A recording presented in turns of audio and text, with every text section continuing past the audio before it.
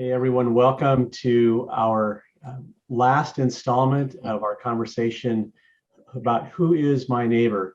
We talk about issues within our community of mental illness and homelessness and the criminal justice system. And as we've been finding throughout this conversation, that there are so many other issues that come to this same intersection, including domestic violence, poverty, drug abuse, and the list kind of goes on. But as we've kind of gone through our conversation, we've, I think, hopefully been introduced to this subject matter. And tonight we're going to be talking a little bit more within our city as far as what are some of the options that are either things that are taking place now, programs that are in place, or things that are being considered.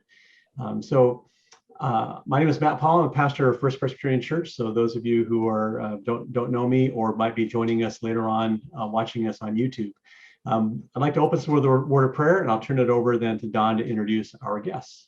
So let's pray. Gracious God, we thank you for the opportunity that we have to have this conversation, and the skilled individuals who've been so knowledgeable to join us and shed light on this subject for us. So I pray that you'll keep our hearts open to one another to hear your word in the midst of our conversation. We ask in Jesus' name, amen. Don? Okay, we have two guests tonight. We have Nathan West, who is the city manager of Port Angeles. And prior to that, he was responsible for the community and economic development department with the city. And he's had other jobs with the city for the last 17 years. He earned a bachelor's degree from Willamette, does that sound right? University, and a master's degree in urban and regional planning from the University of Tennessee. So, Nathan, would you like to start off? Thank you. I'm happy to, but I'd also welcome that the mayor go first if she'd like. Okay. Our other guest is Mayor Kate Dexter, and she is a Presbyterian in our church and an elder, and that's about all I know. So you might need to fill us in a little more on your bio. Sure thing. So I have been an elder. I'm happy to see some faces that I recognize. Some people I think I haven't seen. I've seen a couple people at the grocery store, but many of you I haven't seen in probably really almost 2 years. So we made it to church once, I think, for when we were back in person, and I just have not been as engaged as I would like to be. So I'm glad to be here tonight. As far as this conversation is concerned, participating as the mayor, and I am in the beginning of my second term as a city council member, and was elected again by council to serve another 2 years as mayor. Just a quick civics lessons for those of you who don't know, we have a weak mayor, we have a council manager form of government. So it is more of an honorary title than anything else, but I do serve as the chair of the meetings and have some additional responsibility in putting together the agenda with our city manager. I have a background, my background is a bachelor's degree in history and public service from Albion College in Albion, Michigan, and then came back to Seattle. I grew up in Seattle, came back to Seattle to go to the University of Washington for a master's degree in public administration. And then, as some of you know, moved here in the early 2000s, was super impressed when we came back in 2012, and Ted remembered us because we had lived in the house next door.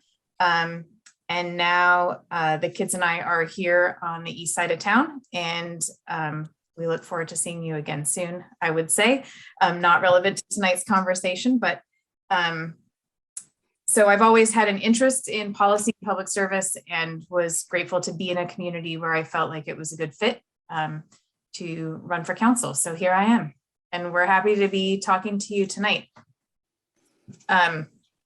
I thought I would just start with a couple of things, sort of framing what council has been doing and how we've approached the issue, particularly of homelessness. And then I understand there's some questions already, so we'll be happy to entertain those and have a good discussion. So one of the things that council has really approached the issue of homelessness from a housing first model to the extent possible.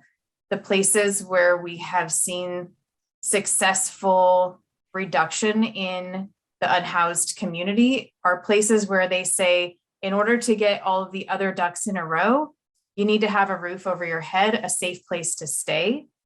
And we also approach the housing crisis from the perspective that sheltering is not how being sheltered is not being housed. And so certainly there is a place for shelters, and we definitely need that. So a place like Serenity House offering a roof on a temporary basis, but our real goal is to see people in a permanent housing situation. And for many of those people, we expect that that will need to be what we would consider permanent supportive housing. So housing that comes with wraparound services to address issues that they may have that require ongoing support that may or may not have led to or be a part of why they are currently homeless. Two programs that we have, I think one of which you heard about, that we are really proud of and think are making a real difference in our community are the Rediscovery Program, which is a partnership with the Olympic Peninsula Community Clinic, and also our Community Paramedicine Program, which is a program in the fire department, but in partnership with other health providers in our community. And I'd be happy to talk a little bit more about that as we go on, if that's of interest to people. And I will stop talking there and we can just get started with questions, or if Nathan wants to add anything, that would be great. Yeah, I'd like to add some things. As Mayor Dexter mentioned, I think it's extremely important that the city has taken an approach, one that is permanent in the form of solution for housing, recognizing that we really need to go upstream relative to solve some of the challenges that we face today, but also that we can't just solve this by taking one step. We actually have to have a multifaceted solution relative to the housing crisis and those that are experiencing homelessness in our community. In order to solve it, we've got to take multiple steps. And I think it's important that council has really looked at that as we've looked for those different solutions. But it's pretty exciting when you look back and see how much has been accomplished relative to those policy related solutions. And I think it's important to share that pretty much every single opportunity that has been provided to us by the state legislature has actually been implemented by the city, and actually many more. And I think we actually are more of a leader among state jurisdictions on these issues that basically illustrates we've been paying attention to the legislation at the state level. We're making things happen, and we are doing everything we can to solve some of the problems. But what does it really mean? It means we need more additional housing units on the ground, and we need to find ways to see more multifamily investments in this community. But we also need to think about other elements of this, such as our community aging in place and making sure that we're taking care of the housing stock that the aging community members currently are in, making sure that housing stock can last. But just being overall protective too of the housing stock in Port Angeles, because if we lose units, we're also losing the progress that we're making towards solving some of these issues. I think too, you could look at some of the recent choices that the city of Port Angeles has made relative to the American Rescue Act plan funding, ensuring that much of that is being put directly back into the community to solve some of the housing challenges. That ARPA funding, or American Rescue Plan Act funding, was put towards a number of really important projects, one of which was Peninsula Behavioral Health's all-view motel conversion to supportive housing, which actually will house a number of people who are today seeing some challenges on the ground and perhaps don't have shelters over their head, but that is permanent supportive housing. Also working with Habitat for Humanity on housing rehabilitation, working with Peninsula Housing Authority to help them purchase additional property where they can build hopefully multifamily or additional units within our community and help solve some of those challenging issues. There's so much more to share, and I do have some statistics and details that we'd love to talk about, but I want to make sure we get all of your questions answered first and foremost. Nancy, you have to unmute.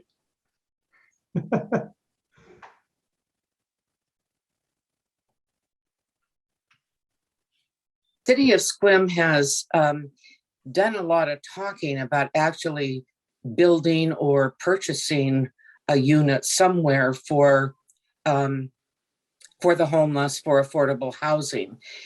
Has the city of Port Angeles talked at all about actually building or purchasing an existing structure that would house the homeless?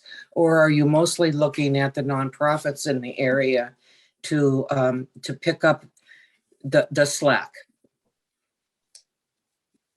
I can address part of that, and then Nathan can add on from a staff perspective. So we have just, I think as a council, we feel pretty strongly that the city shouldn't necessarily be in the business of providing the housing. Mm-hmm. We have partnered, the Allview Motel is an example of a project that is probably using similar funds to what Sequim is looking at applying for. There's been a significant influx of money into a couple of different funds for rapid acquisition at the state level, recognizing that in many communities, as we saw, I think at the beginning of the pandemic, quite a few examples along the I-5 corridor of communities that purchased hotels or motels for that purpose. And I think there have been a couple of options here that might have worked, but there wasn't anyone to do it. And I think in order for them to really be successful, there has to be a partnership with a service provider who can guarantee that those, what we would call wraparound services are available. So I think the Allview Motel is an example of our version of doing that. We partnered with Peninsula Behavioral Health, both with ARPA funds, and then when there was an issue with the grant application, we fronted them some money from our housing fund to ensure that they could make the purchase by the closing date. And if we got reimbursed, great. And if not, then we would consider it a grant because we really felt like it was important for that to happen. We have been participating regularly, probably Nathan more than I, just because of work conflicts, with the housing group that is focused on Port Angeles, but includes also Sherry Tinker, who focuses really on the West End, Forks with Sarge's Place, and Colleen Robinson from Habitat, which I'm sure most of us have met her at some point. And they've got a project that they're going to be working on, both some additional projects in Port Angeles and also in Sequim. So I guess that's the long answer to your question. The short answer is I don't think the city itself will purchase anything, but we certainly would partner with an organization to make that happen if someone came to us and said we would like some support. Thanks, Kate. And I'll just add to what the mayor shared. I think it's important that, as she mentioned, we really want to be a facilitator of the success of projects. And to do that, we've got to set the right tone relative to the policies that are in place to help incentivize multifamily development. In some cases, provide the funding, as she mentioned, with the Allview Motel purchase. We put upwards of $700,000 towards that project to ensure the success of 27 new units on the ground. Much of it is contracting with local nonprofits, housing providers, with a very coordinated approach where we're constantly communicating with them, as the mayor mentioned, in meetings and helping them put forward priorities that we can help support. Another great example is just looking at some of the property tax exemption options that have been put forward. The city put forward probably the only one in the state that put forward a citywide approach to multifamily housing tax exemptions, which when you do a multifamily project for a 12-year period and it is affordable, you are property tax exempt.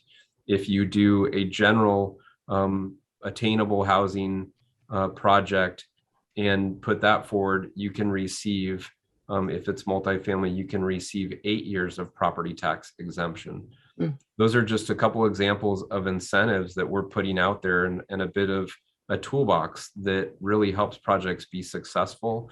Also looking at some of the funding opportunities, moving forward with House Bill 1406, which was a legislative option that actually provides some funding on an annual basis that we can put towards housing related infrastructure. If there's sewer costs, if there's water costs, or other infrastructure costs that need to be improved in order to see the housing development be successful.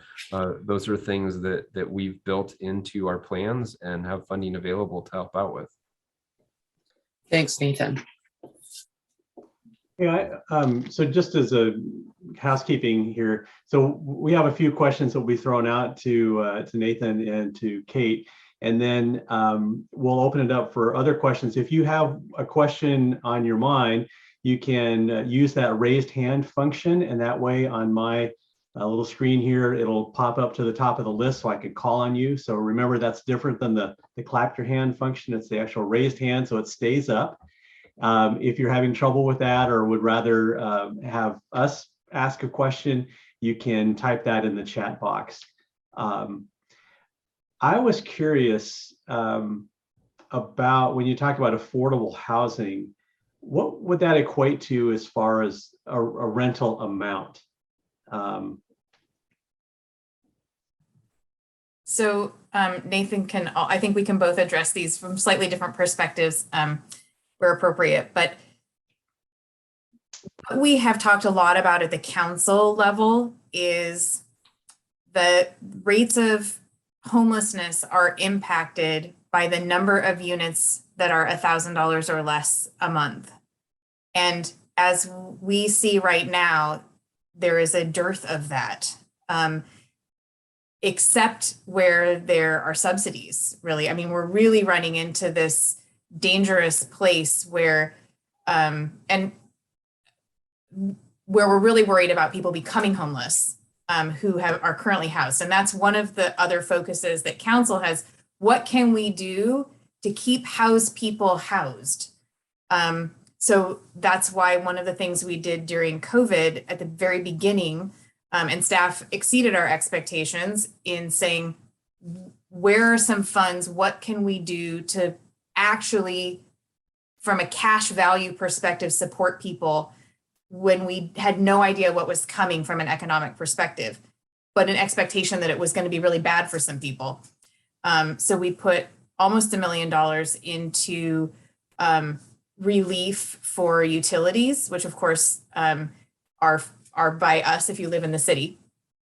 And that was really something that we felt was important, so people didn't have to prioritize that over their rent, and have been talking a lot about the concerns with the eviction moratorium. And I don't know that we did as much as we hoped we could in that regard. Obviously, there are limits. And I just saw a post on Facebook the other day where someone was being evicted by Landmark, probably for inability to pay rent. And they were desperately trying to find a storage unit so they didn't lose all of their belongings. And it's really heart-wrenching to see those. And now there's a family that is needing support in a very different way. So I'm hoping that we can continue to see some support for folks like that. So anyway, that's a roundabout way of saying, generally we consider $1,000 a month. And I think we're seeing, even for people that we generally would consider really well employed, are struggling to find a place that they can afford. And so I don't know how much control we have over that, but it's definitely something we're watching and that's really concerning. Thanks. Nathan, is there anything you want to add? I'll turn it over. I can just add some maybe statistical perspective on that. It's not just related to rent, but I think just to provide some perspective of how challenging it is today. And 5 years ago, right, we knew we were also in a housing crisis then. And about 5 years ago too, we knew that our median house value here was about $200,000. Well, I know at the Business Association earlier this week, the realtors presented that we're now at a median value of $375,000, and doesn't even come close relative to what the mayor just mentioned as far as what it takes from an income perspective to pay for the housing stock that we have available, whether for sale or rent. It doesn't come close. And just an example, there's some good news in that we are seeing new units constructed and probably at record levels. And so if you look in 2020, we had about 29 new housing units constructed, probably lower because of the pandemic. But then in 2021, we had about 53 units constructed of housing. Unfortunately, though, when you actually examine the value of those units, only about 13 of those were below 200,000, and probably 200,000 isn't even close to affordable to those families that need affordable housing. And so we still have some continued challenges, and not just that, inventory is a big issue as well. Thank you. Vicki, you have a question? Yeah, I was just wondering if the city has been discussing the impact or where we're at with kind of Airbnb or VRBO properties. So I'll jump in on that one really quickly. I actually have had 3 conversations about this in the last week, 2 with council members and 1 with a friend. So we are doing a comprehensive code rewrite right now, sort of digging into some key chapters, and short-term rentals were one that were brought up, but they didn't make the short list at the time that we did the prioritization. I think the market has actually shifted significantly since we did that. And we are hearing more and more from people concerns about it. I think it's going to be a real challenging issue, so we will probably in the next couple of meetings have a short discussion amongst council about whether we want to reprioritize that and move it up the list of code issues that we want to address.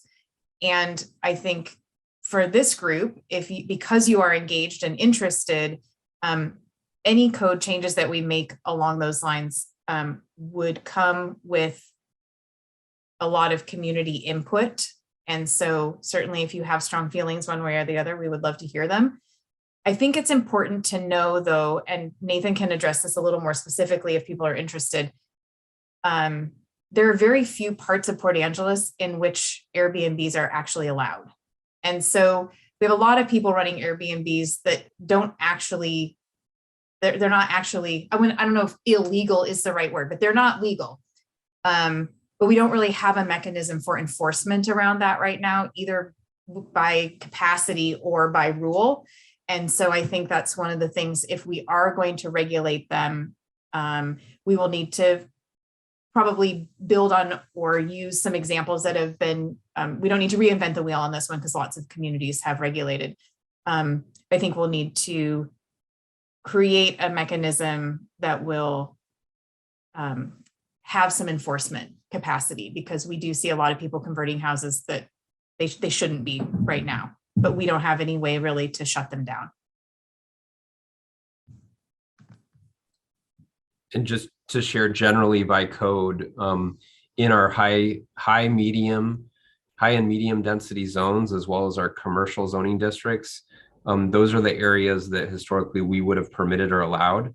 In the other residential zones, it would have been something more similar to a bed and breakfast. But as the mayor mentioned, we are well aware there's quite a few out there that simply aren't following the rules, and it's an issue that we're going to be bringing up very soon, as she mentioned. But it's also a very significant community issue, and I think over the last couple of years, we've heard a lot of different opinions, a lot of different perspectives on that particular issue. I think it's going to be a tough one. Great, thank you. How about Stan?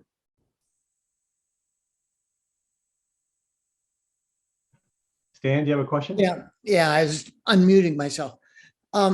With the rent moratorium being lifted, is there any sense of how many people will be affected by that in PA? And those who are affected, any idea of how many are going to lose their residence? Go ahead, Nathan, if you have, I know we've talked about it. I don't remember the data, though it's been mentioned, and Nathan may have a better answer to start. Yeah, I would say it's very concerning to us. And I think that, probably in the next couple of months is where we will see some of those outcomes. And we're hopeful that the amount of support that's out there is going to be put to use. We know that Serenity House, as an example, they've received state funding and put forward over 3.4 million in rent and utility support, and they still have a lot of funding available to distribute. So it's our hope that that available funding is going to go a long way to preventing eviction. At the same time, we're concerned that there are quite a few rental properties where the tenants simply were not paying and they haven't reached out and tried to obtain those resources. So we really need to work hard to push any individual we find out about to take the time to reach out and tap into those resources to make sure we don't see a lot of evictions in the near future. Thank you.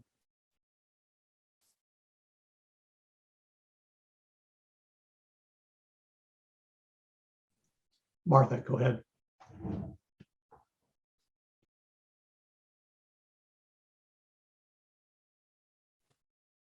Slow. Through the last census or your own data collection, do you know how many people are, there's probably a term for it, living with their family? I used to drive around and go, oh, I wish I had a travel trailer like all these people. And then I realized it was just people living in them a lot of the times. So how many people are housed that way who wish they could afford their own place? I don't know if we have good data on that. The point in time count, if I remember correctly, and Nathan may be able to correct me if I'm wrong, from this past January was 187 unhoused people in Port Angeles. And certainly at this point, I would assume, and it's just an assumption until I would have to refresh my memory, but I believe that people living in their camper trailer are technically, for the point in time count, considered unhoused. And so it's probably more than that, because there may be people living on a friend's property in their, in their driveway, in their camper trailer. And whether we've captured those or not, I don't know. But you've made me. You wouldn't think so, because who would have counted them? Right. And I don't, so there are groups that go out, volunteers that go out. And so they'd have to know to look for those folks. And I don't know how robust their, how far they look. I haven't been a part of that before. But I also know that the school district, if people are reporting, keeps track of students that are not considered housed, and folks living in camper trailers would count. And I know, just as an aside, it was probably 4 or 5 years ago when my brother was working at Franklin, which is where both my kids were at the time. There were 4 families living in their car. And if they were, so I suspect that the point in time count also does include any data that the school district may collect, but it is a matter of reporting too. And sometimes people sleeping on couches don't consider themselves homeless, and so wouldn't be captured if they aren't reporting to anyone that they are. And is there anything in the census data that tells that how we answer those questions that that tells you people are living someplace, but it's not where they wish they were living? I don't know the answer to that. I don't know if Nathan has any information about that. Well, just knowing the census questionnaire, I suspect that you will have answers that would inform that. As far as where to actually pin down that information, it's not the typical census reporting details that you see when you go to the census page. I think you'd probably have to do a little bit more research on it. Can I just add a little something? That Port Angeles School District this week is sending out to every single family McKinney-Vento homeless housing questionnaire, just because we want to make sure that we're accurately collecting and finding who would qualify as homeless, even if they're couch surfing or they're housed in substandard housing. Yeah, so we're hoping to get a good return on those, to find out what's actually going on with our kids and our families. Thank you, Vicki. I'm glad that came up because I thank you for asking the question, Martha. Just a real quick follow-up, 2 quick follow-ups. One, I'm glad to be reminded that this came up because it hadn't crossed my mind in recent past to check in with the school district and see, because there's a captive audience with a clear, for most families, mechanism for communication. And so maybe making sure that those families, maybe we can help make sure that those families know about the resources that are available. And I'm sure the school district has done a pretty good job of that, but if we can help, I think it's worth us reaching out about that.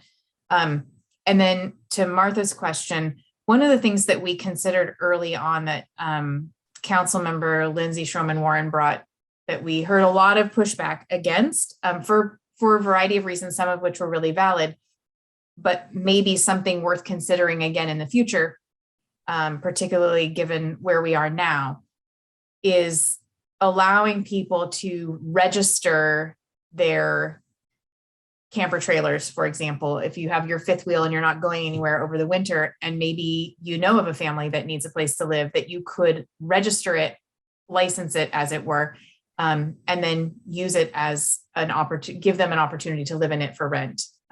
However much you wanted to charge, we wouldn't certainly dictate that, but it would allow a little bit of structure around making sure that those would be safe for people. And it hasn't come back again. I just throw it out there as something that it's probably been 3 years since we talked about it, 3 or 4 years. But there's a lot of pushback on stuff like that. People don't, I don't want people living in campers in my neighborhood.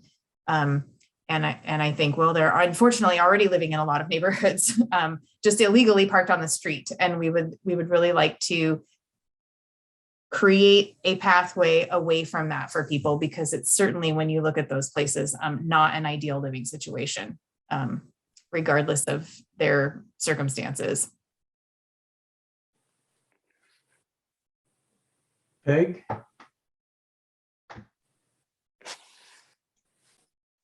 Hi, yeah. But first, a comment. You were earlier talking about keeping people in homes. So I'd just like to contribute that from what I've read, that's primarily what Airbnb does. The average Airbnb, last I read, earns only $6,000 a year, but it helps keep people in their homes. So that's something to consider, that they're not all bad money makers taking housing away. Also, Airbnb collects the hotel tax and puts that back into the community right here. So I just wanted to add that because that's something I'm involved in. And then my next question, this is the 4th installment in this series, and in previous ones we heard that very, very high percent of homeless people also have mental health and drug addiction issues. So my question is kind of a chicken or the egg. What comes first? And it sounds to me like housing's the answer to maybe help people not get into that situation, also to help them get out of it. What's discouraging to me is it seems like for every person that's helped, there's one or two more who just step up to the plate. So do we have to maybe look more at prevention, or are we saying that housing is, the chicken? Okay, chicken or the egg?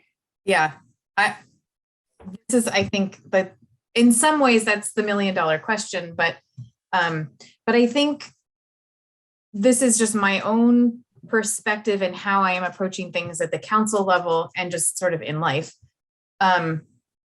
Certainly prevention is the first step. I think maybe there is a small minority, but I truly believe that most of the people who are struggling with, who are currently, I guess, really unsheltered primarily, but even sheltered, some do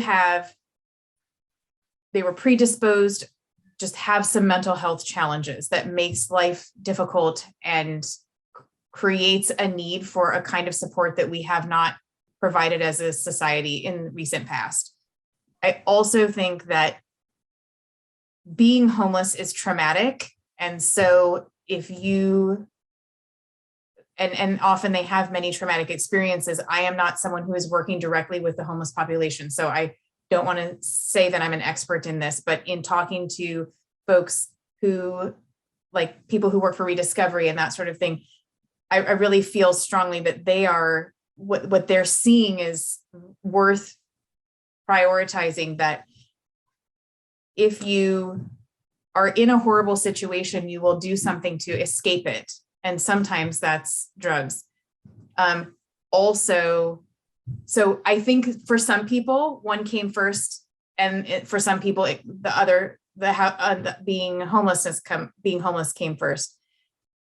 But when I think about this as a bigger picture, what I really think about is, what do we do for young people to provide the support in our community so we're not inadvertently creating a pathway for homelessness, and preventing childhood trauma, and making, thinking about ACEs and resiliency, I think are really important. And they're things that are starting to happen more and more in our community.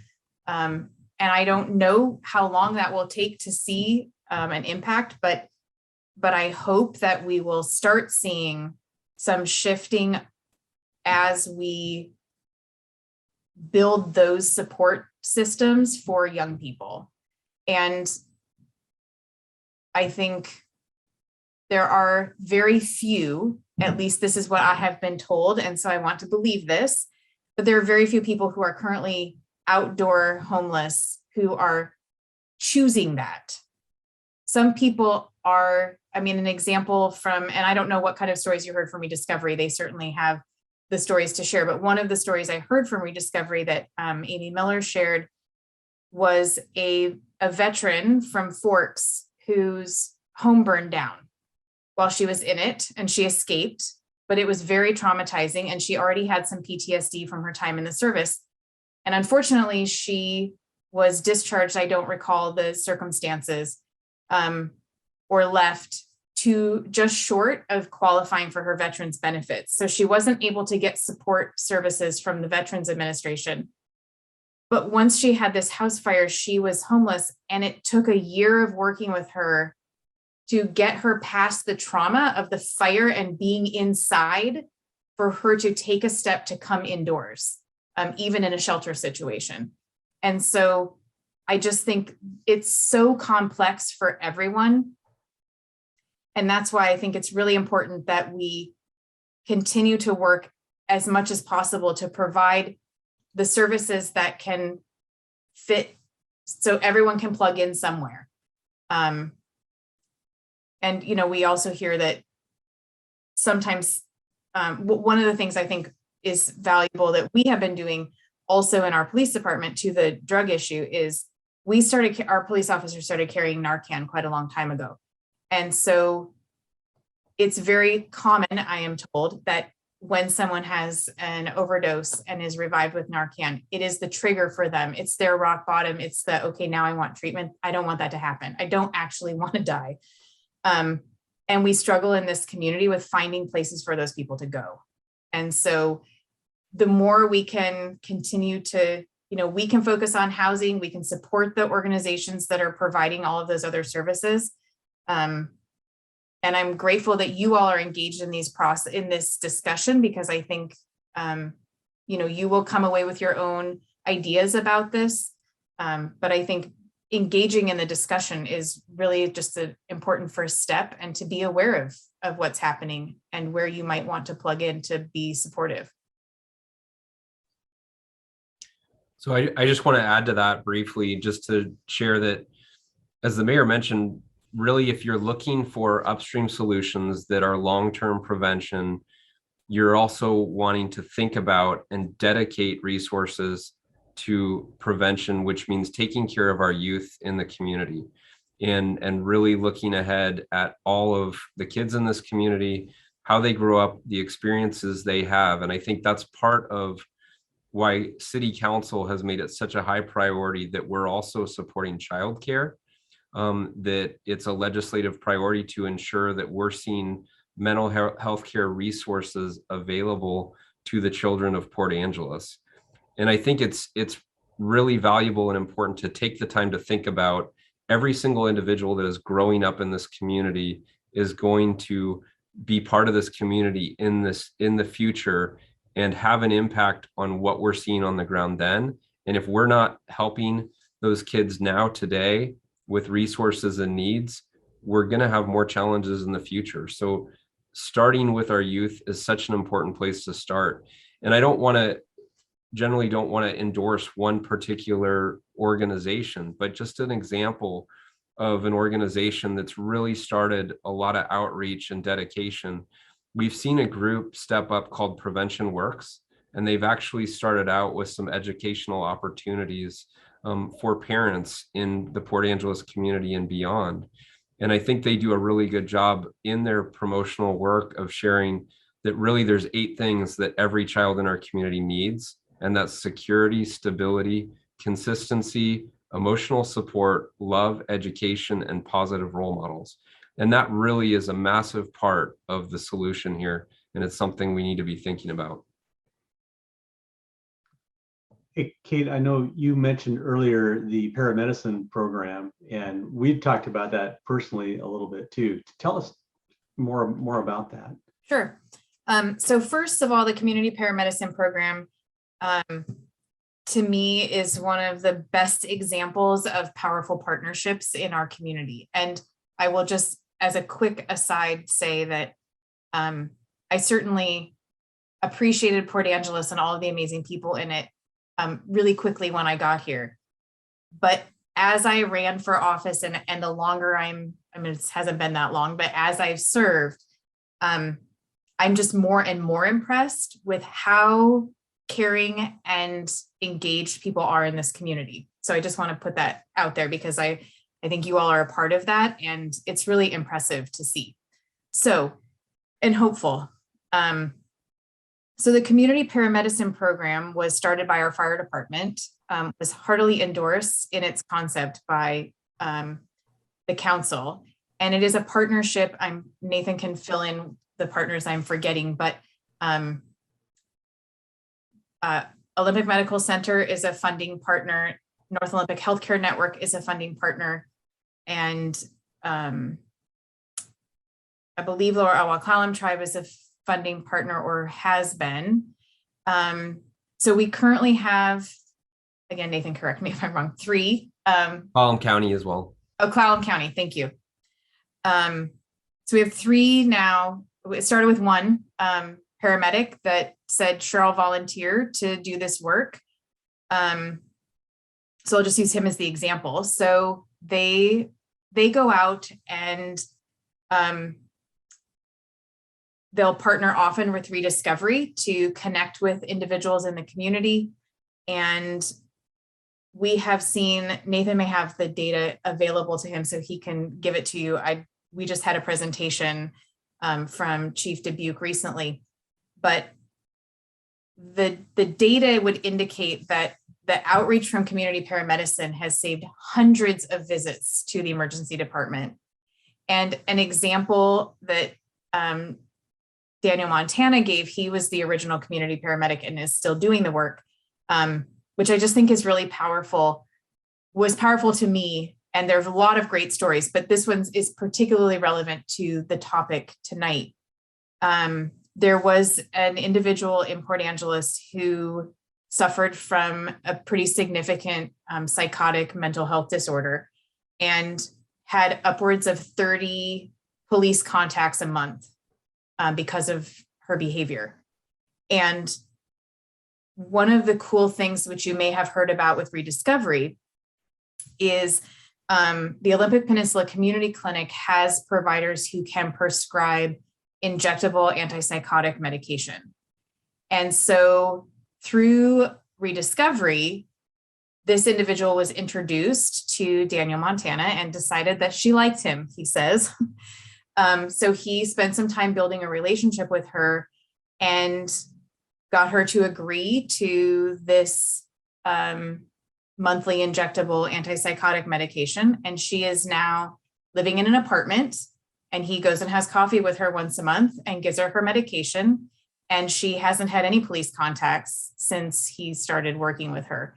And so that's a great example of the upstream work that we're talking about, is when we put a little money into the front, into that upstream piece, we've saved, first of all, and most importantly, her quality of life is so much better than it was. And it's saving so much time and money that she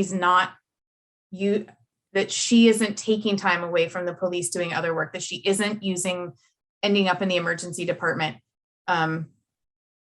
So I just think that's a one example of community paramedicine. They also do things like, basically, I guess one way I think about it is home health for people who aren't necessarily housed in a way that and have insurance that would pay for home health to come and visit. So they will make sure their feet, they will do foot care to make sure that people don't end up with infections, all kinds of things. So it's just a really great program that is improving the lives of lots of people in our community, not the least of which are the people that are directly benefiting from the care that they're getting. And if anyone's interested, Nathan can maybe, if I don't want to put you on the spot, Nathan, but if you had that data, I think it's pretty compelling. It is. So just looking at the responses that we saw in 2021, we had 1,242 responses by our paramedicine program. And actually 42% of those resulted in referrals to the services that those individuals actually needed. So actually directed to the service providers. And then you actually had 92% of those complete the actual service and follow through with the service program. Really cool statistics to see, a program out there changing results on the ground, and some really big numbers for a pretty small team. But most importantly, that's a community partnership that really helped that happen, with North Olympic Healthcare Network putting over 220,000 annually into that program. Just really quickly, if I can, to the community partnership piece, because I think it's the only way there is not one organization in Port Angeles that can make a dent in these issues alone. And so I think the partnerships are really powerful and important and valuable to me. And that is one where, Known saw the value in what we were doing, and they were eligible for a grant that we would not have been eligible for. So they went after the grant and then made us a subrecipient of the grant. So the fire department gets the money to hire more community paramedics. because the city certainly doesn't have the money to do that on our own. So I think it's a cool, really great program. And I think it's actually that much better that it is a partnership, because I think it speaks really highly to the value that all of these organizations see in what's happening with that program.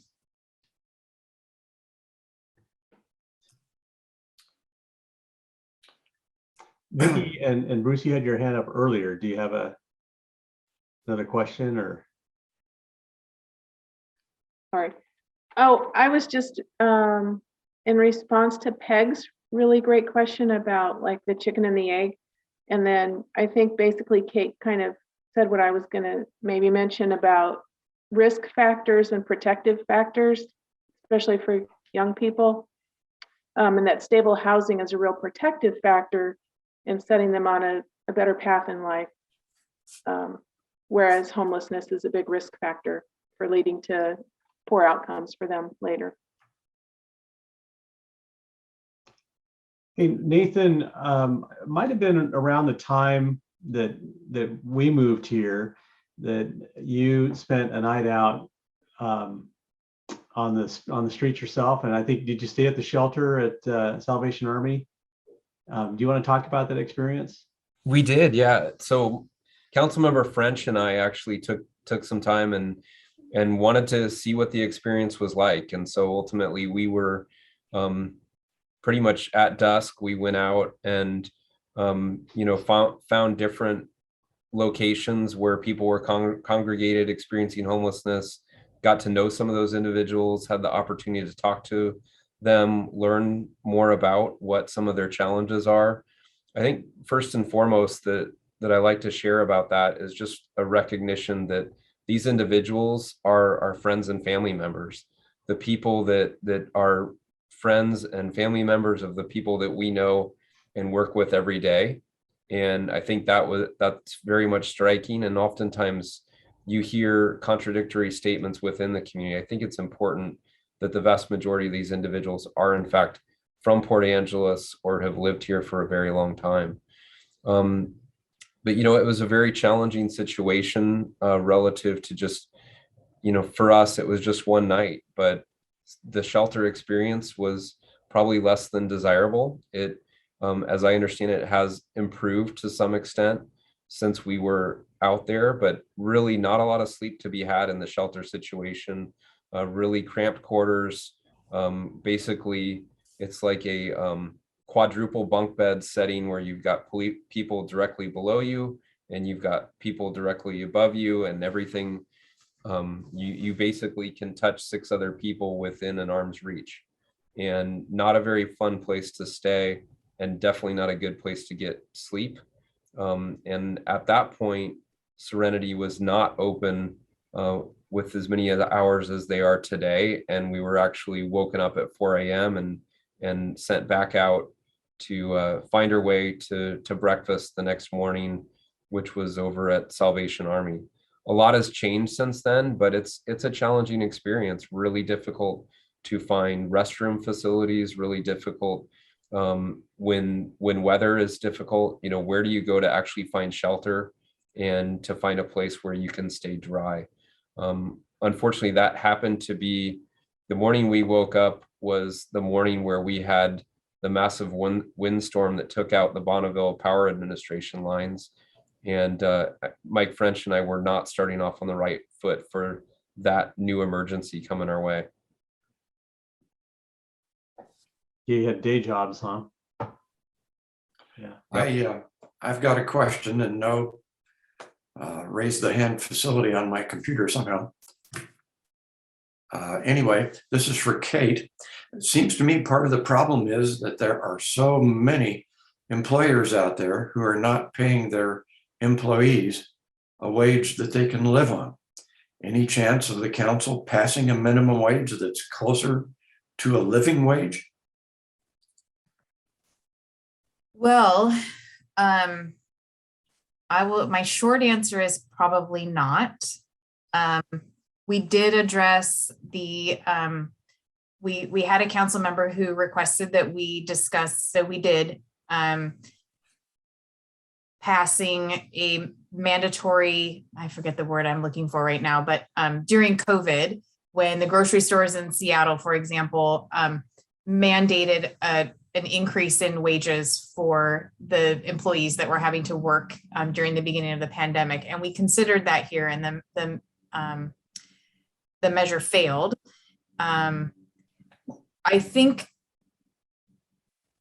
think we would get a lot of pushback from the business community, and that doesn't mean that there isn't a significant concern with wages, but I think that certainly the long-term answer is increasing the number of housing units we have. And I just will use an example that a friend of a friend that helped me with my car recently was in a position where he was making around $30 an hour and has 2 children. He probably pays some child support out of that. He's recently divorced. But with what he had, and I think most of us would agree that $30 an hour seems like a living wage in Port Angeles. And he moved away from his children. He got a job in Olympia, which paid more, and there are more housing options. So he was going to move into a place in between Port Angeles and Olympia so that he could still be close enough to his children, but was living in a house in town that he was sharing with a roommate who, fortunately for him, had to go out of town to take care of his mother, but kept paying the rent so that his children had a room. And he did not feel like he was affording life in town. And I think that's really startling to me, that someone who makes $30 an hour is struggling to live in Port Angeles. I think that's not what we're used to, and is very, very concerning when we think about the number of people who work in service industry jobs. And even my first job at the college, well, it's the same job, I've just reclassified, but I wasn't being paid anywhere near that much an hour, and am just fortunate enough to have a house that we bought before it got really expensive. So I think maybe at some point we will need to address that. But I'm hoping that some of the other things that we're doing toward trying to really get to a point where all of the things that we have in the toolbox make multifamily housing development pencil out, that sort of thing. I'm hoping that will happen sooner rather than later, so that we can have more units, which will help drive the price down a little bit. At least in theory, with economics, that's what should happen. We're about to the close of our time. I wanted to turn it back over to Kate and Nathan. Is there anything that you want to share with us as far as the faith community and what we might be able to do to partner with the city or with other entities in our community? Is there a message for us? I have an idea that I may have talked to you about at one time, Matt.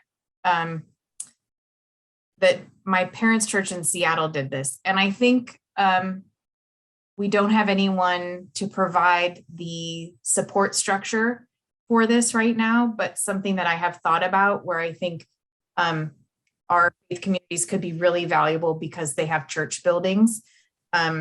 So my parents' church in Seattle has partnered a couple years in a row with an organization. They only operate in the late fall through early spring. So really during that cold part of the year where it might be dangerous to be outside at night because of the weather. It's always dangerous to be outside at night when that's where you're living, but for weather reasons. And again, it's not housing, but what they do is they partner for every week of the months that they operate with a church. And they come in and they help you figure out, are there places you need to lock to keep space? Like we want to restrict the space that people have access to. The church agrees to provide the meals. So dinner. So they take turns signing up to cook and serve dinner. And then they provide a sack breakfast / lunch, and the space. And then the organization comes in and they bring a pod, like the moving pod thing, and it's full of bins and cots. And they bring the cots in, they set up for the evening, and the bins which I think Nathan could say from his experience, they provide a real value. So that the individuals who are going to stay the night put all of their belongings in the bins, and then the bins are locked up safely and secured at night so they can sleep and not worry that their things are going to be stolen. And the church just does that for a week. And so it's a big commitment for that week, but it's one of 52 weeks of the entire year that they do that.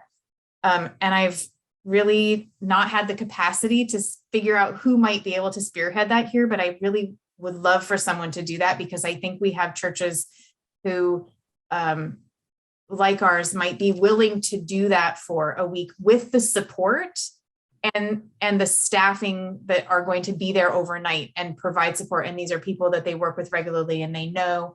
And so it feels like a safe way to do that. And provides that opportunity. Again, it's just sheltering, but we need that right now, and we're going to for quite a long time. I think. I don't know. I think we're looking at a long-term path to not having outdoor homeless. So in the short term, so I just throw that out there in case anyone has any connections to anyone that they think might be. Certainly we know who the service providers are, and at some point maybe we'll. When we get a little bit further past COVID, we'll talk to some of those folks about that. But that's just something that I have been thinking about when I think about what's a concrete way for a church to engage in the issue of supporting outdoor homeless. Hey, man, OLICAP works with a program exactly like you're describing. It's called the Warming Center, and St. Luke's Episcopal in Sequim is the place that it's happening. Unlike your plan, they do it for the entire season. So we've got a good example of how that can work, and it works well. Thank you for that reminder, Nancy. Nathan? So it's hard to top the one that Kate put forward, but my one thought is, like the city of Port Angeles is taking, we're taking a multifaceted approach. And maybe a challenge simply to the congregation to say, here's a list of 10 different things that you could do. And on one extreme, right, it might be you challenge a church member to actually get a new accessory dwelling unit in their backyard. And that's something that I probably wanted to talk more about, because those are now permitted throughout our single family zones. And we plan to have designs created and pre-done drawings so that literally it's a seamless process for somebody to come in and create a new unit in their backyard. Maybe middle of the road would be house sharing and providing some opportunities for others in the community in need to share some of the underutilized space in your house in some way. And then finally, just making, on the lower end of the spectrum, making sure that you're taking the time to reach out to somebody who has an addiction issue or a mental health challenge and providing direct personal support and mentoring to that individual to get back on their feet. So I think that's, probably about 3 options, but I think we could put together a good list of 10 different things that you could potentially challenge the congregation to do that ultimately would make a difference. And again, a multifaceted approach. Wow, thank you both. Really appreciate your time tonight. That's a good conversation, I think. Thanks everyone else for joining us. And as I mentioned before, if anybody has missed this, if you know somebody who would like to kind of recap what we've been doing here, they can go to our Facebook, or I'm sorry, our YouTube channel. That's accessible through our website, fpcpa.org. Right. Thanks, everyone. Thank you. And if you decide you want to do it again, we can tackle the other things like accessory dwelling units.